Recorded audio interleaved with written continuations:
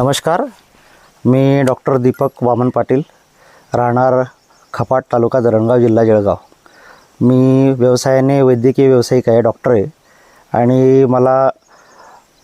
बऱ्याच वर्षापासून नैसर्गिक शेतीची खूप मोठी आवड होती आणि म्हणून मी मागच्या 12 वर्षापासून नैसर्गिक शेती करतो। तर आपल्याकडे सर्वसाधारणपणे शेणखत हा नैसर्गिक शेतीमध्ये वापरणारा सगळ्यात मोठा घटक आहे,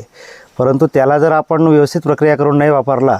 तर दुर्दैवाने जमिनीमध्ये बुरशीजन्य विकार, त्याच्यानंतर निमॅटोडसारखे अनेक असे विकार वाढत असतात।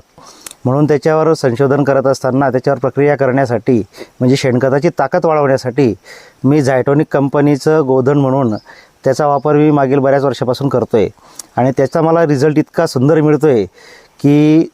त्या शेणखतावर म्हणजे 1 ट्रॉली जर शेणखत आपण घेतलं आणि त्याच्यावर जर आपण प्रति टन 2 किलोप्रमाणे जर गोधनचा वापर करून त्याच्यावर प्रक्रिया केली 45 दिवसाची,